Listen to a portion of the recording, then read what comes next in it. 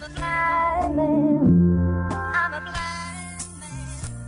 And my world is pale. I'm a blind man. I'm a blind man.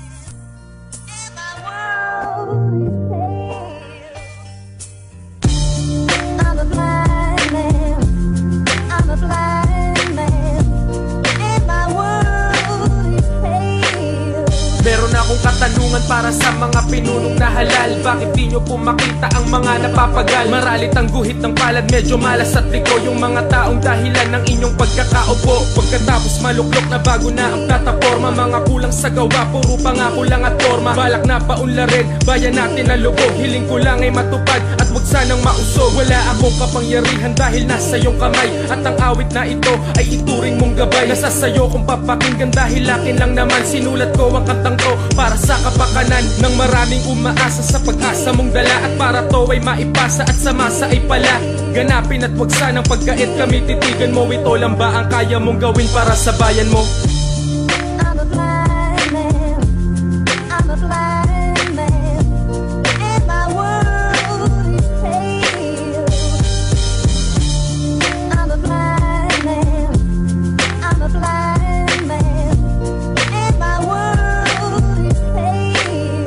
Para saan ba ang batas na dapat ay karapatan ng bawat tao? Sa hatol ng hustisya ang salat ay laging talo. Nakapanig ang tenga sa tatlong ulo na papel at di makita ang tunay, parang may harang na pader. Nakapiring na husgadong may busal pa sa bibig. Panay bulaan at walang katotohanang nanaig. Desisyon ay binigay ng bayaning na imprenta sa kapirasong papel na kung tawagin pera. Anong hinaharap ng katarungan para sa atin? Kung pwede tong bayaran ay kung pwede ring utangin. Sa butas ng hustisya di na kayang tagpian. Maglagay ka ng pera baka sakaling takipan. Kailan ba maririnig ang hinaing ng mga pobre? Kung ang naririnig ay ang perang nasa sobre na iyong matatanggap kapalit ng dignidad at tiwala ng umasa sa iyong abilidad.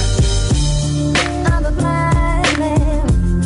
I'm a blind man. And my world is pale. I'm a blind man. I'm a blind man.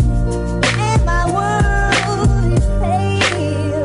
Ba't marami ang bulag o sadyang ayaw titigan? Ayokong lumingon, ayoko na masilayan ang mga kaganapang di aakit sa mata. Matatanaw sa kalayuan at kahit saang banda. Bawat sulok ng lipunan kahit pa sa ibang panig. Maraming nasa pwesto ang mga bulag at ganit. Lasing sa hawak na kapangyarihan sa kamay. Imbis na makatulong lalo pang nagpapasakit. Wala na pang pag-asa para mabigyang liwanag.